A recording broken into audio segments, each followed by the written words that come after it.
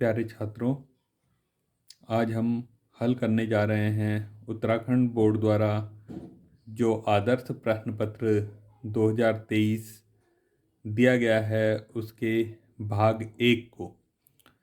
इन प्रश्न पत्रों को आप नीचे डिस्क्रिप्शन में लिंक से डाउनलोड कर सकते हैं। उसका हल आपको बताया जा रहा है। यह हल 2 और 2 से ज़्यादा पार्टों में आएगा, जिससे वीडियो लंबा ना बने।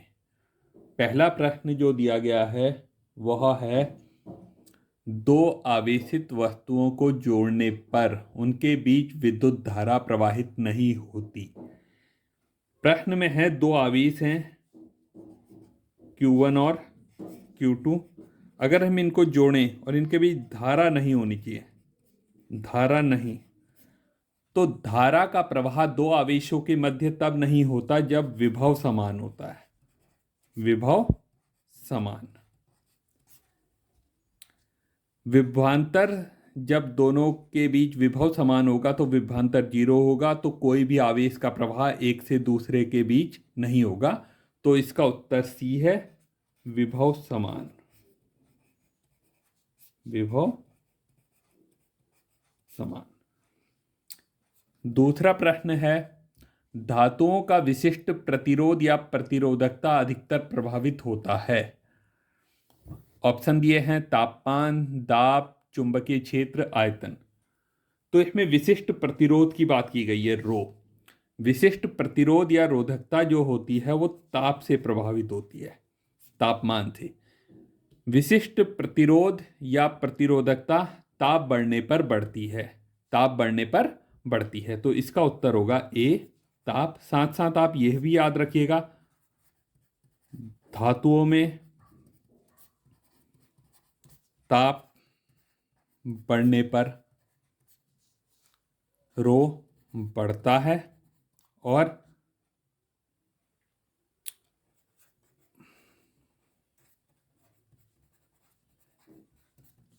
अर्धचालकों में घटता है। अर्थात ताप बढ़ने पर धातुओं की प्रतिरोधकता बढ़ती है और अर्धचालकों की घटती है। तीसरा प्रश्न दिया गया है, गतिमान आवेश उत्पन्न करते हैं। अब गतिमान आवेश, अब यहां पर आवेश की बात आ रही है। देखिए, आपकी जो पहली यूनिट है वो है स्थिर वैद्युतिकी। स्थिर वैद्युतिकी, इसमें याद रखिएगा आवेश जो है स्थिर अवस्था में है। आवेश स्थिर, यदि आवेश स्थिर होता है तो वह केवल वैद्युत क्षेत्र ई उत्पन्न करता है। इसके बाद यदि आवेश गतिमान है, यानी कि मोशन में है एक समान वेग से, एक समान वेग, गतिमान, तो वह ई व बी, यानी कि वैद्युत व चुंबकीय क्षेत्र दोनों को उत्पन्न करता है। यदि आवेश त्वरित है, त्वरित आवेश, तो वह इलेक्ट्रोमैग्नेटिक वेव्स, ईएम वेव्स, यानी कि विद्युत चुंबकीय तरंग उत्पन्न करता है। विद्युत चुंबकीय तरंग, यहां पर इसका अर्थ यह है कि जब आवेश त्वरित होता है तो वह ऊर्जा का उत्सर्जन, ऊर्जा का उत्सर्जन भी करता है। तो यहां पर आपको मैंने 3 ऑप्शन बताए हैं। आवेश यदि स्थिर अवस्था में है तो वह केवल ई उत्पन्न करेगा। एक समान वेग से गतिमान है तो वह विद्युत व चुंबकीय क्षेत्र दोनों को उत्पन्न करता है। और यदि आवेश त्वरित है तो वह ऊर्जा का उत्सर्जन भी करता है। यहां पर यह याद रखिएगा कि त्वरित आवेश चुंबकीय और विद्युत क्षेत्र के साथ साथ ऊर्जा का उत्सर्जन भी करता है। तो इस सवाल में हमसे पूछा गया था कि जब आवेश एक समान वेग से गतिमान होता है, मूविंग चार्ज क्या करता है? तो इसका उत्तर होगा सी, वैद्युत एवं चुंबकीय क्षेत्र दोनों। तो इसका उत्तर होगा सी, ई व बी दोनों। अगला प्रश्न है, लेंज का नियम। लेंज का नियम किस भौतिक राशि के संरक्षण पर आधारित है? लेंज का नियम विद्युत चुंबकीय प्रेरण में है। लेंज का नियम जो है वह ऊर्जा संरक्षण के नियम पर आधारित है। लेंज का नियम, ये बहुत ही इंपॉर्टेंट प्रश्न है, इस बार की परीक्षा में आने की इसकी प्रबल संभावना है। ऊर्जा संरक्षण आपको 1 नंबर के साथ साथ इसे 2 नंबर के लिए भी तैयार करना है कि लेंज का नियम किस पर आधारित है। तो लेंज का नियम ऊर्जा संरक्षण के नियम पर आधारित है। अगला प्रश्न है, निम्नलिखित में से किस नियम को मैक्सवेल ने विस्थापन धारा, मैक्सवेल ने किस नियम को संशोधित करके विस्थापन धारा? तो पहला है गॉस का नियम, दूसरा है एम्पियर का नियम, तीसरा है बायो-सावर्ट का नियम, चौथा है इनमें से कोई नहीं। तो इसका उत्तर है एम्पियर का नियम। मैक्सवेल ने एम्पियर के परिपथीय नियम को संशोधित किया था और उसमें विस्थापन धारा को जोड़ा था। इसके बाद अगला प्रश्न जो बताया गया है बहुविकल्पी में, वायु के सापेक्ष कांच और जल के अपवर्तनांक। वायु के सापेक्ष कांच का अपवर्तनांक, वायु के सापेक्ष कांच का अपवर्तनांक दिया गया है 3/2 तथा वायु के सापेक्ष जल का अपवर्तनांक ये दिया गया है 4/3। हमें ज्ञात करना है कांच का जल के सापेक्ष, कांच का अपवर्तनांक जल के सापेक्ष अर्थात WNG। तो ये हो जाएगा NG/NW, यानी कि कांच का अपवर्तनांक बटे जल का अपवर्तनांक। तो कांच का अपवर्तनांक था हमारा 3/2, जल का अपवर्तनांक था 4/3।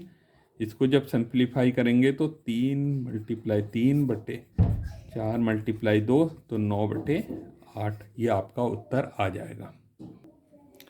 अगला जो प्रश्न है बहुविकल्पी, उसमें हमसे पूछा गया है, हमें दिया गया है 92 यूरेनियम 238, इसमें कितने इलेक्ट्रॉन निहित है? ये देखिए, ये जो नीचे संख्या लिखी रहती है ये होता है परमाणु क्रमांक।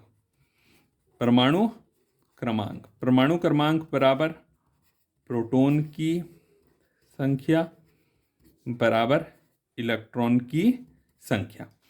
तो इस सवाल में हमसे पूछा गया है कि कितने इलेक्ट्रॉन होंगे, तो इसमें इलेक्ट्रॉन निहित है 92, तो इसका उत्तर हो जाएगा 92। और बहुविकल्पी में लास्ट जो प्रश्न है वह पूछा गया पी टाइप अर्धचालक, पी टाइप अर्धचालक में धारा का चलन। अब देखिए इस सवाल में त्रुटि है, ये सवाल कह रहा है पी टाइप अर्धचालक में धारा का चलन होता है। अब पी टाइप अर्धचालक जो होता है उसमें हमारे कोटर बहुसंख्यक वाहक होते हैं और साथ साथ कुछ अल्पसंख्यक वाहक इलेक्ट्रॉन भी होते हैं। तो जो पी टाइप अर्धचालक में धारा का प्रवाह होगा वो मुख्य रूप से कोटर के बहने से होगा, साथ साथ कोई धारा इलेक्ट्रॉन के बहने से भी बहेगी। अगर इस सवाल में यह पूछा जाता कि पी टाइप अर्धचालक में मुख्यतः धारा किसके कारण प्रवाहित होती है, तब तो कोटर उत्तर सही है। इसमें केवल यह पूछा गया है पी टाइप अर्धचालक में धारा का चलन, तो यहां पर कोटर और इलेक्ट्रॉन दोनों होने चाहिए थे कि मुख्यतः कोटर से बहुसंख्यक वाहक के कारण और कुछ अल्पधारा इलेक्ट्रॉन से।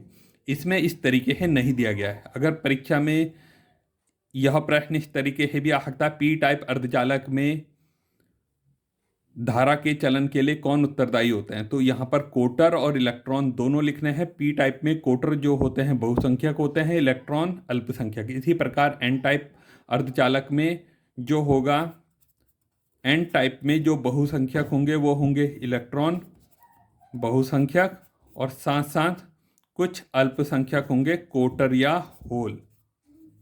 तो अर्धचालकों में यह दोनों होते हैं। ये 1 नंबर के लिए बहुत ही इंपॉर्टेंट प्रश्न है। पी टाइप में बहुसंख्यक वाहक क्या होते हैं या पी टाइप में अल्पसंख्यक वाहक क्या होते हैं, एन टाइप में बहुसंख्यक वाहक क्या होते हैं, एन टाइप में अल्पसंख्यक वाहक क्या होते हैं। अगला प्रश्न, प्रश्न नंबर 2। इसमें प्रत्यावर्ती धारा का तात्कालिक विद्युत बल दिया है E बराबर 300 साइन 314t। इसमें कहा है विद्युत वाहक बल का वर्ग माध्यमूल मान क्या होगा। तो देखिए समीकरण हमें दी है E बराबर 300 साइन ओमेगा टी। हम इसकी तुलना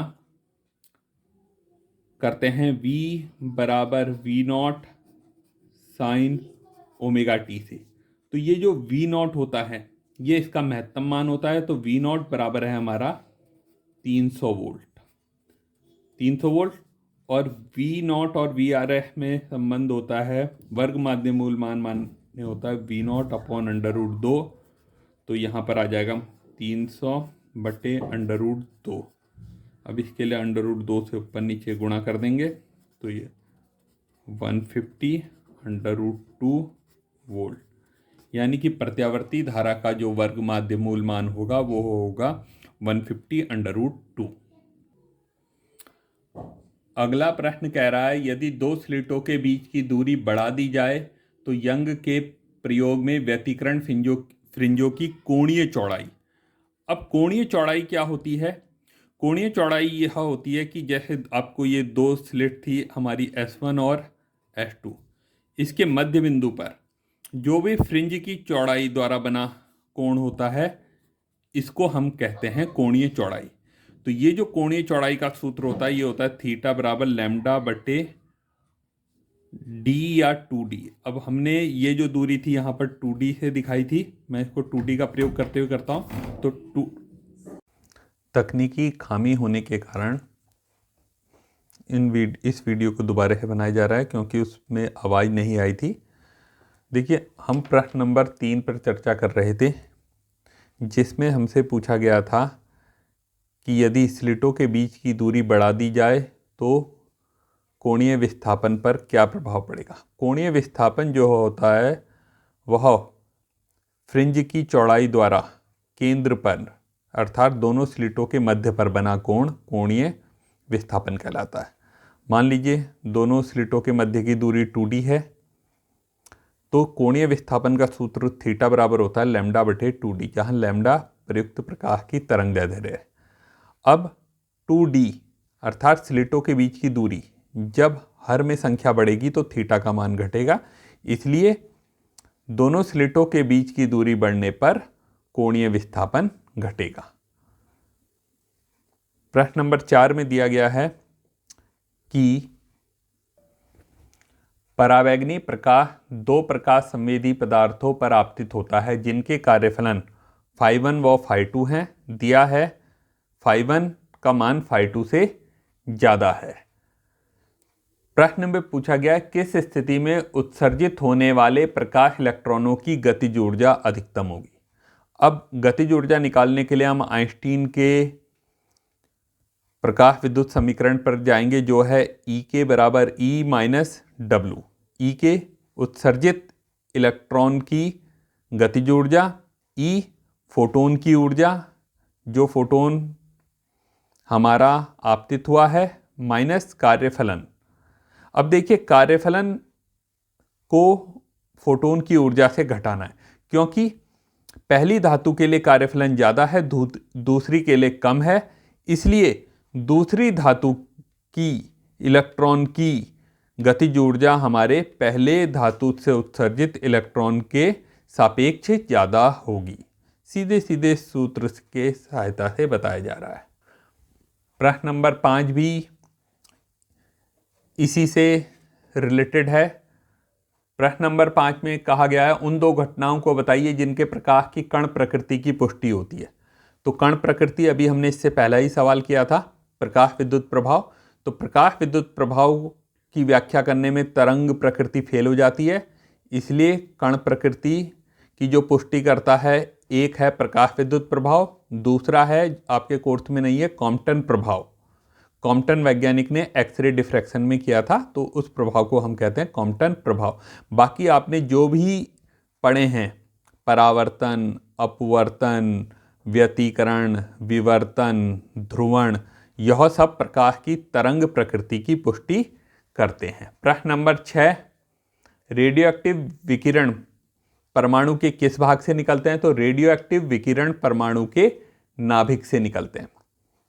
प्रश्न नंबर 7, इस प्रश्न को हमने पहले भी कंसीडर किया था जब मैंने बताया था पी टाइप अर्धचालक में बहुसंख्यक हमारे कोटर होते हैं, अल्पसंख्यक इलेक्ट्रॉन। तो यहां पूछा गया एन टाइप, एन माने नेगेटिव, नेगेटिव से आया इलेक्ट्रॉन, इलेक्ट्रॉन नेगेटिव होता है, कोटर पॉजिटिव होता है, तो एन से नेगेटिव, तो इसलिए बहुसंख्यक हो गए इलेक्ट्रॉन और अल्पसंख्यक हो गए कोटर। इसी प्रकार यदि पी टाइप अर्धचालक के बारे में पूछा जाए कि पी टाइप अर्धचालक में बहुसंख्यक और अल्पसंख्यक क्या होते हैं, तो पी से पॉजिटिव, तो बहुसंख्यक आ गए कोटर, अल्पसंख्यक हो गए इलेक्ट्रॉन।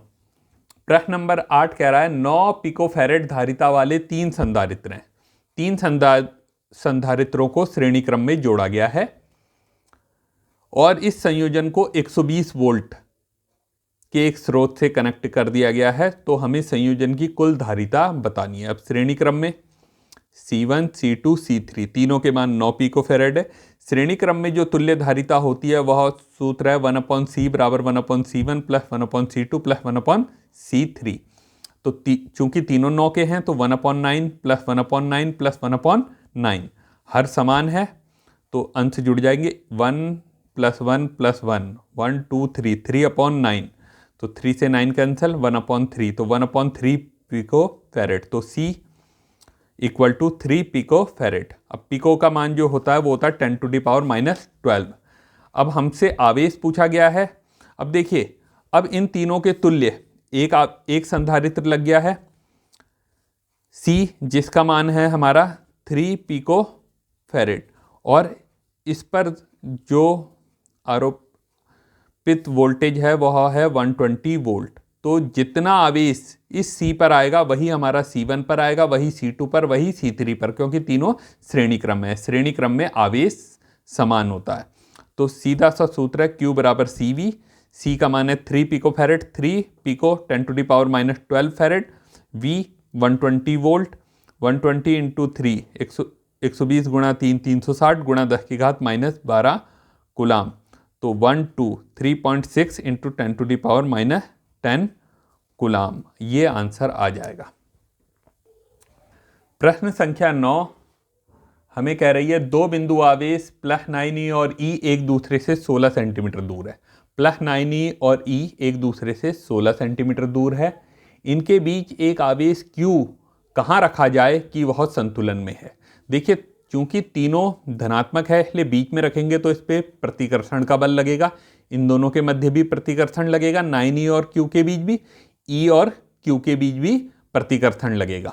और मान लीजिए 9e और Q के बीच F2 बल लग रहा है और E और Q के बीच F1 बल लग रहा है। तो देखिए, संतुलन के लिए ये F1 और F2 के मान बराबर होने चाहिए।